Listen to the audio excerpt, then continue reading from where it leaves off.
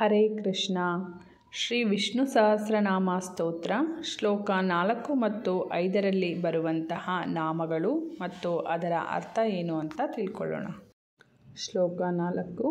ಸರ್ವಶರ್ವ ಶಿವಸ್ಥಾಣುರ್ಭೂತಾದಿರ್ನಿಧಿರವ್ಯಯಃ ಸಂಭವೋ ಭಾವನೋ ಭರ್ತಾ ಪ್ರಭವಃ ಪ್ರಭುರೀಶ್ವರಃ. ಈ ಶ್ಲೋಕದಲ್ಲಿ ಒಟ್ಟು 12 ನಾಮಗಳಿವೆ. ಅದನ್ನು ಯಾವ ರೀತಿ ಹೇಳೋದು ಅಂದರೆ, ಓಂ ಸರ್ವಾಯ ನಮಃ, ಓಂ ಶರ್ವಾಯ ನಮಃ, ಓಂ ಶಿವಾಯ ನಮಃ, ಓಂ ಸ್ಥಾಣವೇ ನಮಃ, ಓಂ ಭೂತಾದಯೇ ನಮಃ, ಓಂ ನಿಧರವ್ಯಯಾಯ ನಮಃ, ಓಂ ಸಂಭವಾಯ ನಮಃ, ಓಂ ಭಾವನಾಯ ನಮಃ, ಓಂ ಭರ್ತೆ ನಮಃ, ಓಂ ಪ್ರಭವಾಯ ನಮಃ, ಓಂ ಪ್ರಭವೇ ನಮಃ, ಓಂ ಈಶ್ವರಾಯ ನಮಃ.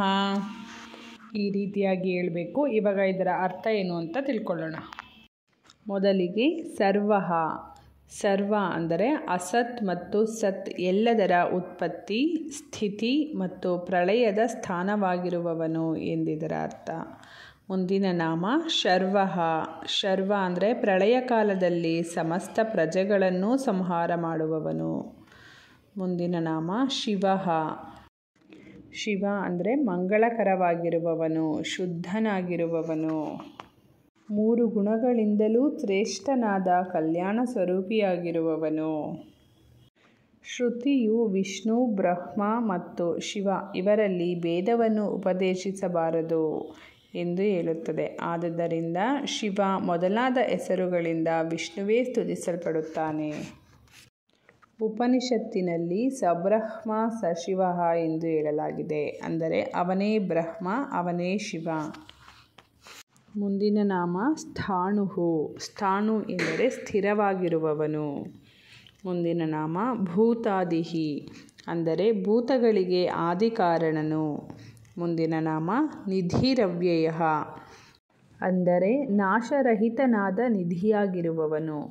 ಭಗವಂತನು ಪ್ರಳಯ ಕಾಲದಲ್ಲಿ ಸಕಲ ಚರಾಚರ ಪ್ರಾಣಿಗಳಿಗೂ ಆಶ್ರಯಸ್ಥಾನನಾಗಿರುತ್ತಾನೆ. ಆದುದರಿಂದ ಅವನನ್ನು ನಿಧಿ ಎಂದು ಕರೆಯುತ್ತಾರೆ ಮತ್ತು ನಾಶರಹಿತನಾಗಿರುವುದರಿಂದ ಅವನನ್ನು ಅವ್ಯಯನು ಎಂದು ಸಹ ಕರೆಯುತ್ತಾರೆ. ಮುಂದಿನ ನಾಮ ಸಂಭವ ಎಂದರೆ ತನ್ನ ಇಚ್ಛೆಯಿಂದ ಪ್ರಕಟವಾಗುವವನು. ಭಗವಂತನು ಗೀತೆ ಅಧ್ಯಾಯ 4 8ನೇ ಶ್ಲೋಕದಲ್ಲಿ ಹೀಗೆ ಹೇಳಿದ್ದಾನೆ: ಪರಿತ್ರಾಣಾಯ ಸಾಧೂನಾಂ ವಿನಾಶಾಯ ಚ ದುಷ್ಕೃತಾಂ ಧರ್ಮ ಸಂಸ್ಥಾಪನಾರ್ಥಾಯ ಸಂಭವಾಮಿ ಯುಗೆ ಯುಗೆ. ಅಂದರೆ ಸಜ್ಜನರನ್ನು ರಕ್ಷಿಸುವುದಕ್ಕಾಗಿ, ದುಷ್ಟರನ್ನು ನಾಶ ಮಾಡುವುದಕ್ಕಾಗಿಯೂ ಮತ್ತು ಧರ್ಮದ ತತ್ವಗಳನ್ನು ಮತ್ತೆ ಸ್ಥಾಪಿಸುವುದಕ್ಕಾಗಿಯೂ ನಾನು ಪ್ರತಿ ಯುಗದಲ್ಲೂ ಅವತರಿಸುತ್ತೇನೆ ಎಂದು. ಮುಂದಿನ ನಾಮ ಭಾವನಃ ಸಮಸ್ತ ಭೋಕ್ತರ ಫಲಗಳನ್ನುಂಟು ಮಾಡುವವನು ಎಂದು ಇದರ ಅರ್ಥ. ಮುಂದಿನ ನಾಮ ಭರ್ತ ಎಲ್ಲರ ಪಾಲನೆ ಪೋಷಣೆ ಮಾಡುವವನು. ಹಾಗಾಗಿ ಭಗವಂತನನ್ನು ಭರ್ತ ಎಂದು ಕರೆಯುತ್ತಾರೆ. ಮುಂದಿನ ನಾಮ ಪ್ರಭವ ಅಂದರೆ ಸರ್ವೋತ್ತಮವಾದ ದಿವ್ಯವಾದ ಜನ್ಮವುಳ್ಳವನು. ಮುಂದಿನ ನಾಮ ಪ್ರಭು ಎಂದರೆ ಎಲ್ಲರ ಒಡೆಯನು. ಮುಂದಿನ ನಾಮ ಈಶ್ವರ ಎಂದರೆ ಐಶ್ವರ್ಯವುಳ್ಳವನು. ನಿರಧಿಕವಾದ, ನಿರುಪಾಧಿಕವಾದ ಮತ್ತು ಅನ್ವರ್ಥವಾದ ಐಶ್ವರ್ಯವುಳ್ಳವನು, ಸರ್ವೇಶ್ವರನು ಎಂದು ಇದರ ಅರ್ಥ. ಇವು ಶ್ಲೋಕ 4ರಲ್ಲಿ ಬರುವಂತಹ ನಾಮಗಳು. ಶ್ಲೋಕ 5. ಸ್ವಯಂಭೂ ಶಂಭುರಾದಿತ್ಯಃ ಪುಷ್ಕರಾಕ್ಷೋ ಮಹಾಸ್ವನಃ ಅನಾದಿನಿಧನೋ ಧಾತಾ ವಿಧಾತಾ ಧಾತುರುತ್ತಮಃ. ಈ ಶ್ಲೋಕದಲ್ಲಿ 9 ನಾಮಗಳಿವೆ. ಅವು ಯಾವುವೆಂದರೆ: ಓಂ ಸ್ವಯಂಭುವೇ ನಮಃ, ಓಂ ಶಂಭವೇ ನಮಃ, ಓಂ ಆದಿತ್ಯಾಯ ನಮಃ, ಓಂ ಪುಷ್ಕರಾಕ್ಷಾಯ ನಮಃ, ಓಂ ಮಹಾಸ್ವನಾಯ ನಮಃ, ಓಂ ಅನಾದಿನಿಧನಾಯ ನಮಃ, ಓಂ ಧಾತ್ರೇ ನಮಃ, ಓಂ ವಿಧಾತ್ರೇ ನಮಃ, ಓಂ ಧಾತುರುತ್ತಮಾಯ ನಮಃ, ಈ ರೀತಿಯಾಗಿ ಹೇಳಬೇಕು. ಈಗ ಇದರ ಅರ್ಥ ಏನು ಅಂತ ತಿಳ್ಕೊಳ್ಳೋಣ. ಮೊದಲಿಗೆ ಸ್ವಯಂಭೂ. ಸ್ವಯಂಭೂ ಅಂದರೆ ಸ್ವತಃ ಉತ್ಪತ್ತಿಯಾಗುವವನು.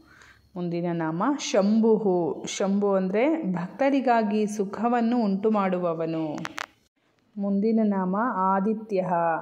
ದ್ವಾದಶಾದಿತ್ಯರಲ್ಲಿ ವಿಷ್ಣು ಎಂಬ ಆದಿತ್ಯನಾಗಿರುವವನು. ಮುಂದಿನ ನಾಮ ಪುಷ್ಕರಾಕ್ಷ.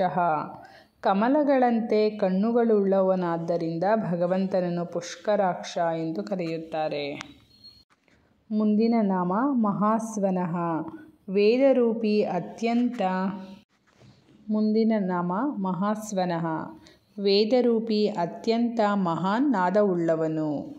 ಮುಂದಿನ ನಾಮ ಅನಾದಿ ನಿಧನಃ. ಜನನ ಮತ್ತು ಮರಣರಹಿತನಾಗಿರುವನಾದ್ದರಿಂದ ಭಗವಂತನನ್ನು ಅನಾದಿ ನಿಧನಃ ಎಂದು ಕರೆಯುತ್ತಾರೆ. ಮುಂದಿನ ನಾಮ ಧಾತ. ಧಾತ ಎಂದರೆ ವಿಶ್ವವನ್ನು ಧರಿಸಿರುವವನು. ಶೇಷನಾಗಿ ವಿಶ್ವವನ್ನು ಎತ್ತಿ ಹಿಡಿದಿರುವುದರಿಂದಲೂ ಸಹ ಭಗವಂತನನ್ನು ಧಾತ ಎಂದು ಕರೆಯುತ್ತಾರೆ. ಮುಂದಿನ ನಾಮ ವಿಧಾತ. ಕರ್ಮ ಮತ್ತು ಅವುಗಳ ಫಲಗಳನ್ನು ರಚಿಸುವವನಾದ್ದರಿಂದ ಭಗವಂತನನ್ನು ವಿಧಾತ ಎಂದು ಕರೆಯುತ್ತಾರೆ. ಮುಂದಿನ ನಾಮ ಧಾತುರುತ್ತಮಃ.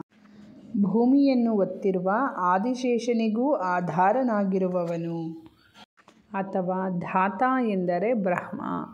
ವಿಷ್ಣುವು ಬ್ರಹ್ಮನಿಗಿಂತಲೂ ಶ್ರೇಷ್ಠನಾದ್ದರಿಂದ ಧಾತುರುತ್ತಮನು. ವಿಷ್ಣು ಸಹಸ್ರನಾಮದ 1000 ನಾಮಗಳಲ್ಲಿ ನಾವು ಇವಾಗ 45 ನಾಮಗಳ ಬಗ್ಗೆ ತಿಳ್ಕೊಂಡಿದ್ದೀವಿ.